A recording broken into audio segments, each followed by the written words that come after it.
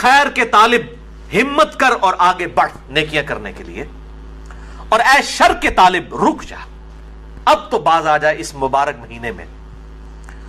اور اللہ کی طرف سے ہر رات میں لوگوں کو جہنم سے آزاد کیا جاتا ہے۔ وہ جو روایت ہے وہ جعلی ہے کہ جی وہ پہلا عشرہ جو ہے وہ رحمت کا ہے، دوسرا جو ہے وہ مغفرت کا ہے، تیسرا دوزخ سے رہائی کا ہے۔ یہ تو ہر رات رہائی ہو رہی ہے، میں اس حدیث کو بھی بتا دوں گا بعد میں شعب الایمان کے حوالے سے۔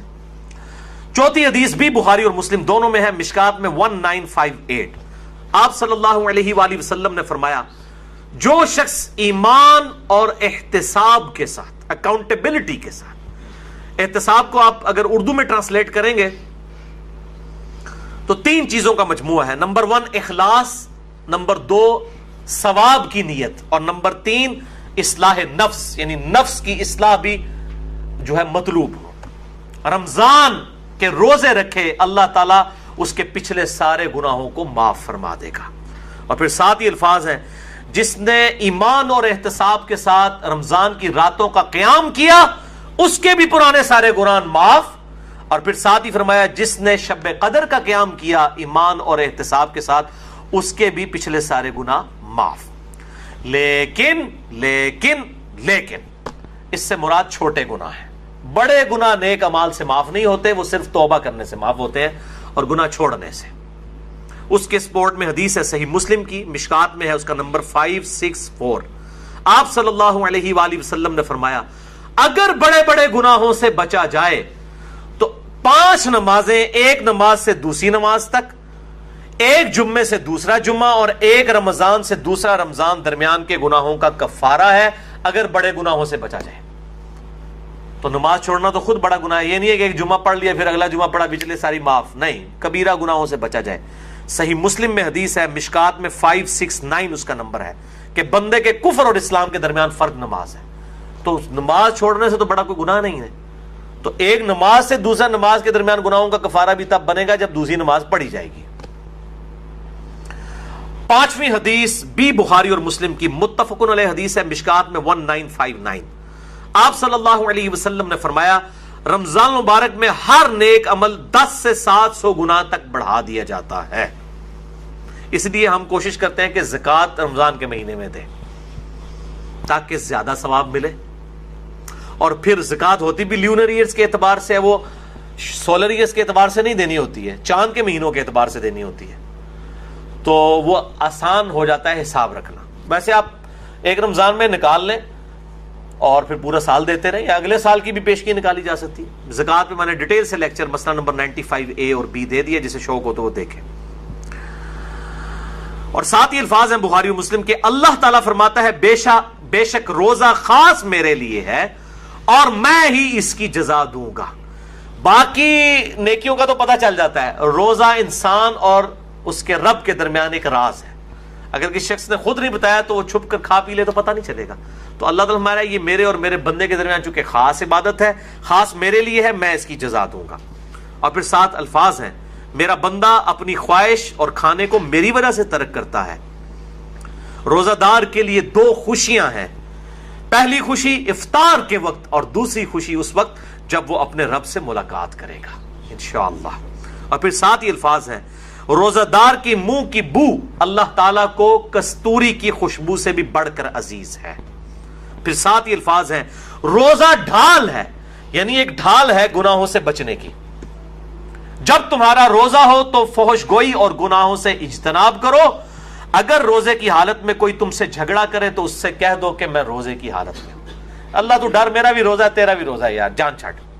یعنی بجائے یہ کہ ترکی بترکی جواب دیا جائے، لڑائی کی جائے روزے کی حالت میں۔ ویسے روزے کی حالت میں انسان کی حالت بھی ایسی ہوتی ہے کہ انسان کہتا ہے یار کو نیڑے نہ ہی لگے، متھے نہ ہی لگے۔ خصوصاً عصر سے مغرب کا جو وقت ہے اس وقت بڑا مشکل ہوتا ہے، انسان کو گفتگو کرنے کو بھی دل نہیں کرتا، اسی لیے تقویٰ بھی حاصل ہوتا ہے، شہوت بھی ٹھنڈی ہوتی ہے، ہر چیز ٹھنڈی ہو جاتی ہے ظاہر ہے جب انسان روزہ رکھتا ہے۔ تو روزہ ڈھال ہے، جب تمہارا روزہ ہو تو فحش گوئی مت کرو، گناہوں سے بچو، اور جب کوئی جھگڑا کرنے لگے اس سے کہہ دو کہ میرا روزہ ہے۔ 6 حدیث سنن نسائی اور مسند احمد میں ہے، مشکات میں 1962۔ آپ صلی اللہ علیہ وآلہ وسلم نے فرمایا، تمہارے پاس رمضان مبارک کا مہینہ آیا ہے، اللہ نے اس کے روزے تم پر فرض کیے ہیں، اس میں آسمان کے دروازے یعنی جنت کے دروازے کھول دیے جاتے ہیں، جہنم کے دروازے بند کر دیے جاتے ہیں۔ جنت کے 8 دروازے ہیں اور دوزخ کے 7، اور سرکش شیاطین جکڑ دیے جاتے ہیں۔ اس ماہ میں ایک رات ایسی ہے جو 1000 مہینوں سے افضل ہے، جو ہم پچھلی دفعہ مسئلہ نمبر نیو 44 میں ڈسکس کر چکے ہیں۔ جو شخص اس کی خیر اور بھلائی سے محروم ہو گیا، واقعی ہر بھلائی سے محروم ہو گیا۔ اور میں نے شب قدر کو پانے کا آسان طریقہ بتایا تھا، وہ جسے شوق ہو تو وہ لیکچر دیکھ سکتا ہے۔ اچھا، اسی کانٹیکسٹ میں ایک مشہور حدیث ہے جو اکثر ڈاکٹر اسرار صاحب بھی بیان کرتے تھے، لیکن وہ سخت ضعیف روایت ہے۔ اس میں کافی الفاظ تو باقی احادیث بخاری مسلم میں اور اس میں بھی موجود ہیں، لیکن کچھ الفاظ جو ہے اس کے ضعیف ہیں۔ وہ شعب الایمان امام بیہقی کی کتاب سے ہے اور مشکات میں 1965 نمبر ہے کہ آپ صلی اللہ علیہ وسلم نے شعبان کی آخری رات میں صحابہ سے خطاب کیا کہ اب رمضان کا مہینہ شروع ہونے والا ہے اور یہ برکتیں ہیں، وہ ساری وہی ہیں جو ہم ڈسکس کر چکے۔ اس کے اینڈ پہ آتا ہے کہ اس کا پہلا عشرہ، پہلے 10 دن رحمت کے ہیں، دوسرے 10 دن جو ہے وہ مغفرت کے ہیں، اور تیسرے 10 دن جو ہے وہ دوزخ سے چھٹکارے کے ہیں۔ اور پھر لوگوں نے اس کے اوپر خود سے وہ دعائیں بھی ڈیوائز کر لی ہوئی ہیں۔ بالکل جعلی روایت ہے یہ۔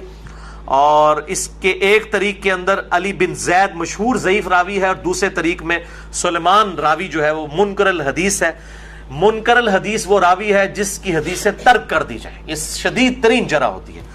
اسی طریقے سے یہ اکثر رمضان سے پہلے بھی وہ یہ میسج چل رہا ہوتا ہے کہ جس نے رمضان کے چاند دیکھنے کی خوشخبری، تو یہ وہ سب جعلی جھوٹی روایتیں ہیں، اور اس طرح کی روایتیں بالکل آگے بیان نہ کیا کریں، ان کی کوئی اصلیت نہیں ہے، اللہ سے ڈر جائیں۔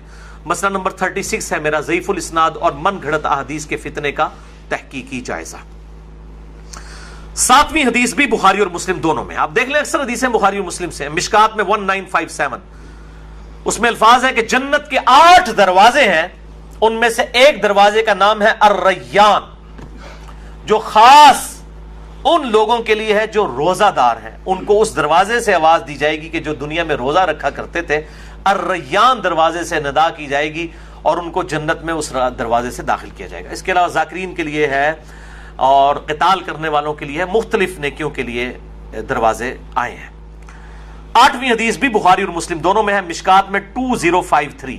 آپ صلی اللہ علیہ وآلہ وسلم نے فرمایا، جو شخص اللہ کی راہ میں، یعنی اس راہ میں مراد جہاد اور قتال، اللہ کی راہ میں نکلنا، نیکی کے اعمال کرنا اور قتال کے لیے سب کچھ اس میں شامل ہے، فی سبیل اللہ کے الفاظ ہیں، اس حالت میں بھی روزہ رکھے تو اللہ تعالیٰ اس کے اور دوزخ کے درمیان 70 سال کی دوری ڈال دے گا، جو اللہ کی راہ میں روزہ رکھے۔ اور اسی کا ایک طریق ہے جامعہ ترمذی میں، مشکات میں ہے 2064۔ پچھلا بخاری اور مسلم کا تھا، مشکات میں 2053 تھا، یہ مشکات میں 2064 ہے کہ جو شخص اللہ کی راہ میں نکل کر روزہ رکھے، اللہ تعالیٰ اس کے اور جہنم کے درمیان زمین و آسمان کے فاصلے کے برابر دوری قائم کر دے گا۔ یہ بات سمجھانے کے لیے 9ویں حدیث جامعہ ترمذی، سنن الکبریٰ البیہقی اور شرح السنہ امام بغوی کی کتاب میں ہے اور مشکات میں 1992 ہے۔ آپ صلی اللہ علیہ وسلم نے فرمایا، جو شخص کسی روزہ دار کا روزہ افطار کروائے یا کسی مجاہد کی تیاری کروا دے، اس کو بھی اس کی مثل ثواب ملے گا۔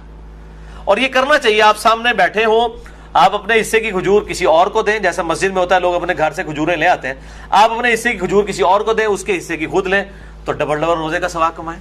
چوپڑیاں نالے دو تو روزہ کھلوانے والے کے ثواب میں اس کو بھی اس ثواب ملے گا، اور جس نے رکھا ہے اس کے ثواب میں کمی بھی نہیں ہوگی۔ 10ویں حدیث جامعہ ترمذی اور سنن ابن ماجہ سے ہے اور مشکات میں 2249 ہے۔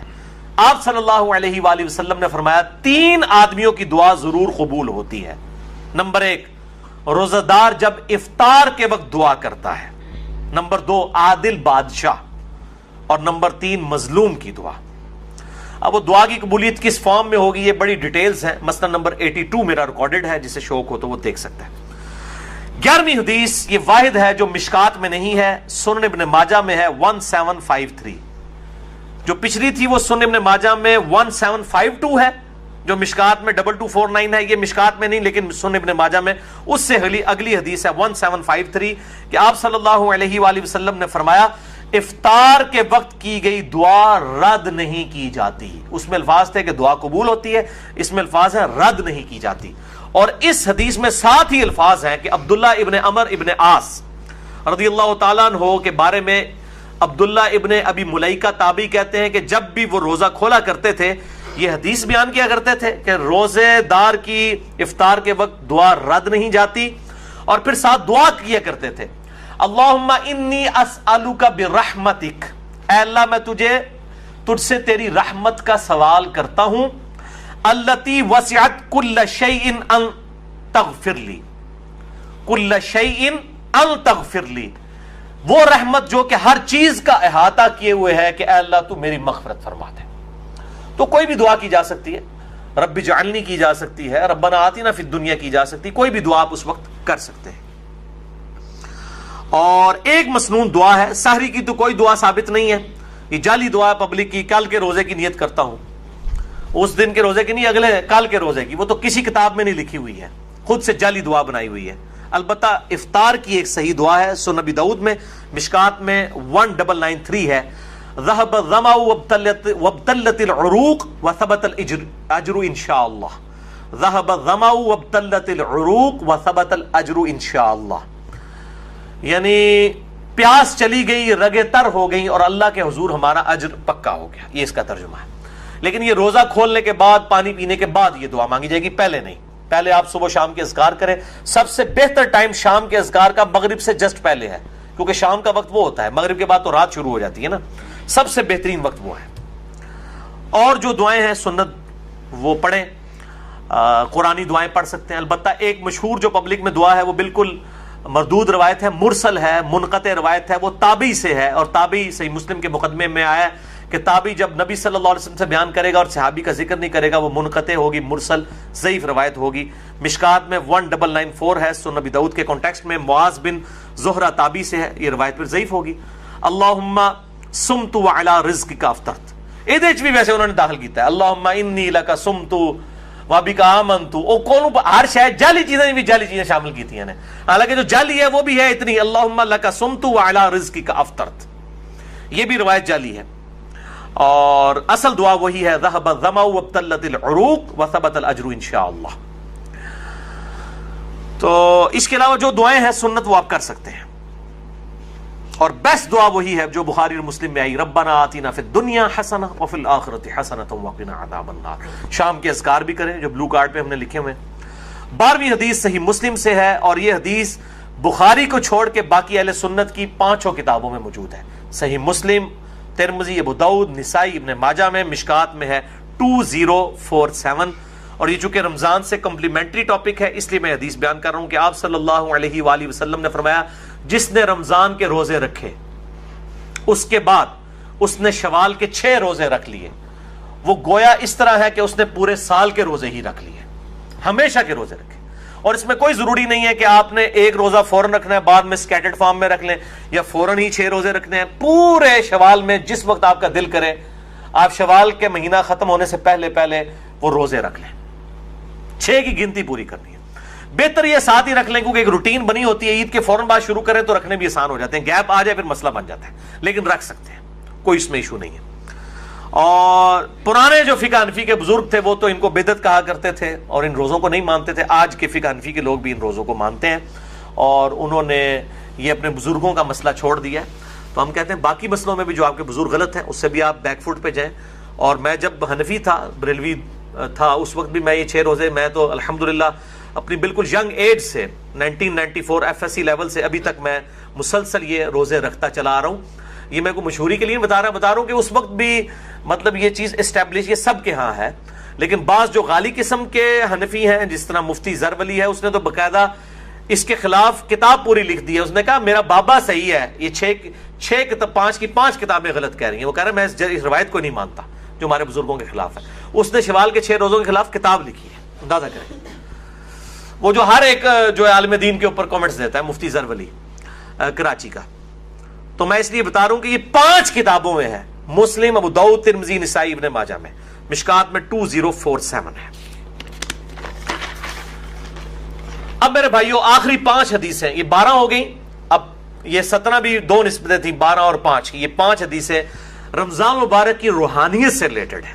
13ویں حدیث صحیح بخاری سے، مشکات میں 1999، آپ صلی اللہ علیہ وسلم نے فرمایا، یہ بڑی سخت الفاظ ہیں اور یہی اصل میں حاصل ہیں یہ 5 حدیثیں، جو شخص روزے کی حالت میں بھی جھوٹ بولنا اور برے اعمال کرنا نہ چھوڑے تو اللہ تعالیٰ کو اس کے بھوکا اور پیاسا رہنے کی کوئی پرواہ نہیں ہے. یعنی وہ سمجھ رہا ہے میں بھوکا اور پیاسا ہوں, جھوٹ بھی بول رہا ہے, امانت میں خیانت بھی کر رہا ہے, گناہ بھی اسی طریقے سے کر رہا ہے, اور روزہ ٹھنڈا کرنے کے لیے بیہودہ فلمیں بھی دیکھ رہا ہے, اور جناب فجر کی سحری کرنے کے بعد نماز پڑھ کے آ کے جوئے کے اوپر کرکٹ کھیل رہا ہے روزہ ٹھنڈا کرنے واسطے. تو اللہ تعالیٰ کو کیا پرواہ ہے؟ اللہ تعالیٰ کو تو دھوکہ نہیں دیا جا سکتا. 14ویں حدیث سنن دارمی سے ہے, مشکات میں 2014 صحیح سند کے ساتھ. آپ صلی اللہ علیہ وسلم نے فرمایا کتنے ہی روزہ دار ایسے ہیں کہ جنہیں اپنے روزے سے بھوک اور پیاس کے علاوہ کچھ نہیں ملتا, کوئی اجر نہیں ملتا, بس بھوکا پیاسے ہی رہتے ہیں. اور کتنے ہی قیام اللیل کرنے والے ایسے ہیں کہ جنہیں سوائے جاگنے کے کچھ نہیں ملتا. وہ انتظار ہی کرتے ہیں رکوع جدو امام جانا جا کے شامل ہوندے نے, اور باقی اکثر کو تو پتہ ہی نہیں کہ امام کیا پڑھ رہا ہے, وہ تو یہ اس انتظار میں ہوتے ہیں کہ کب یہ جو ہے نا وہ رکوع میں جائے. تو بیچارے ظاہر ہے کہ وہ اپنی نیند ہی قربان کر کے آ رہے ہوتے ہیں. اس سے بہتر ہے کہ گھر اپنے جو وہ نوافل پڑھنے پڑھ کے سو جائیں, بجائے یہ کہ آپ تکلیف میں کھڑے ہوں اور قرآن سن کے آپ کو بار بار یہ خیال آ رہا ہو کہ کدے رکوع کس ٹائم جاندہ ہے اور سمجھ بھی نہ آ رہا ہو. تو بہتر ہے پھر گھر میں بیٹھے. کتنے ہی قیام کرنے والے ایسے ہیں کہ ان کو جاگنے کے سوا کچھ حاصل نہیں ہوتا. بالکل ایسے ہی ہے. 15ویں حدیث بڑی مشہور ہے جامع ترمذی کی, مشکات میں 927. آپ صلی اللہ علیہ وآلہ وسلم نے فرمایا اس شخص کی ناک خاک آلود ہو جائے, یعنی وہ تباہ و برباد ہو جائے, یہ عرب کا محاورہ تھا, جس کے سامنے میرا ذکر ہو اور مجھ پر درود نہ پڑھے. اللہم صلی علی محمد وعلی آل محمد.